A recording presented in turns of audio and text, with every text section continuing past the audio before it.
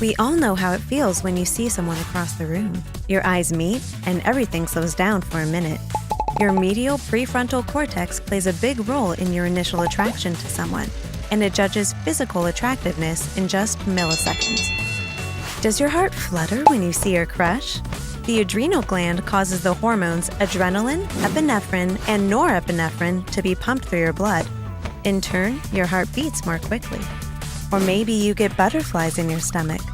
This happens when adrenaline is sent to your lungs, muscles, and brain. This also directs blood flow to those areas, with not a lot of blood left for your stomach. Dopamine is also the reason you feel so good. Tests show that love has a similar effect on dopamine levels as taking drugs such as cocaine. Sometimes we get obsessed or fixated on our new love. Couples who have recently fallen in love have significantly lower levels of serotonin. This is also experienced by people with obsessive-compulsive disorder, which may explain why you can't stop thinking about your new boo. Falling in love can be stressful, though. Cortisol, a stress hormone, is higher in people who have recently fallen in love. But over time, kissing your loved one will lower your cortisol levels. One study even found that being married will lengthen a man's life by 7 years and a woman's by 2 years.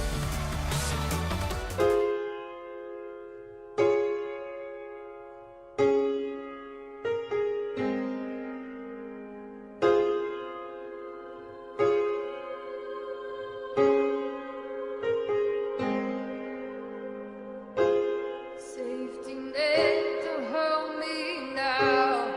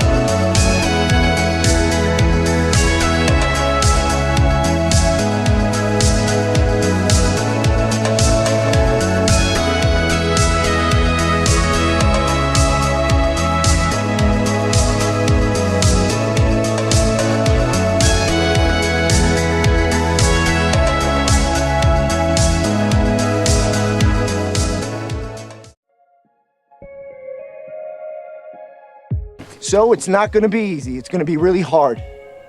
And we're gonna have to work at this every day, but I wanna do that because I want you. I want all of you, forever, you and me, every day.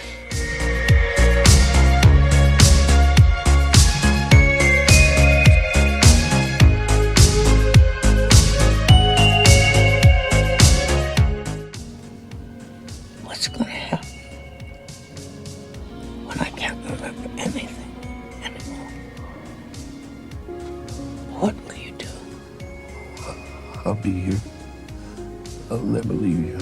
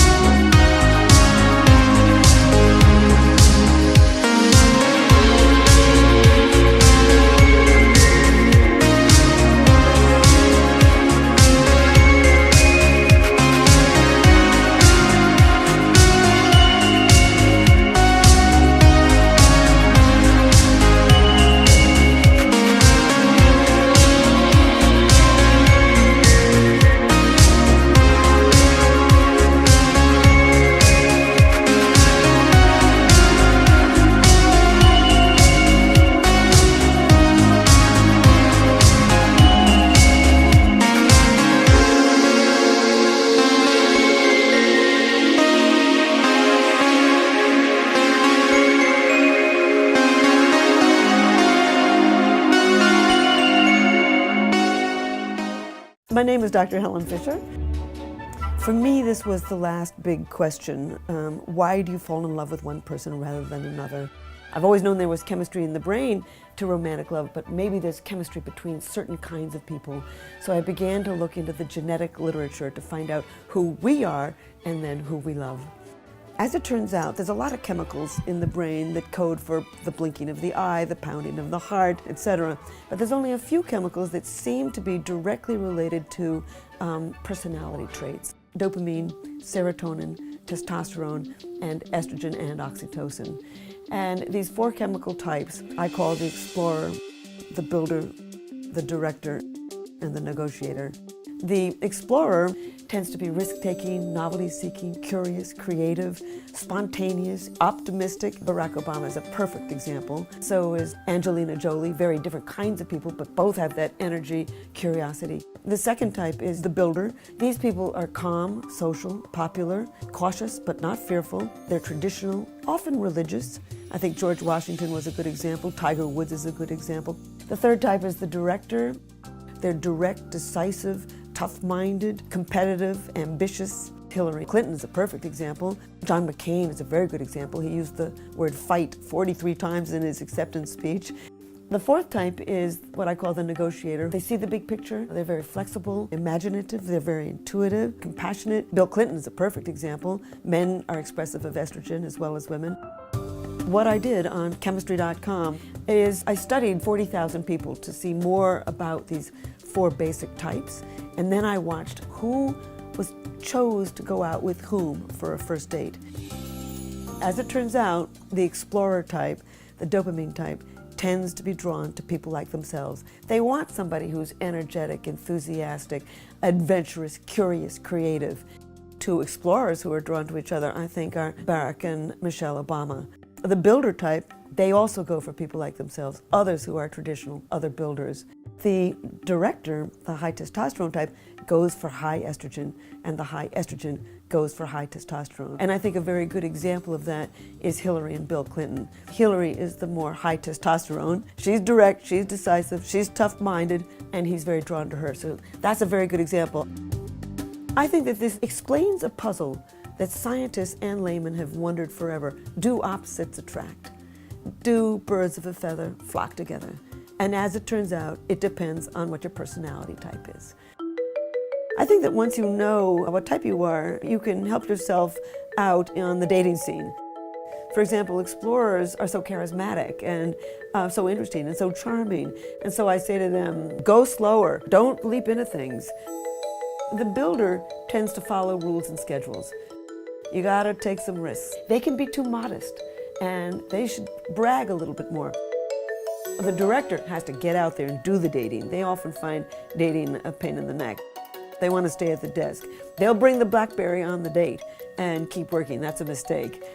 The negotiator is so flexible, so kind, so compassionate that people will interpret them as a doormat. They won't be decisive. And so they've got to stick up for themselves. They've got to stick up for their ideas.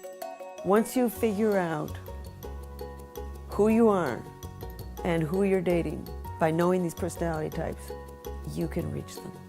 You can find intimacy with them. You can win them.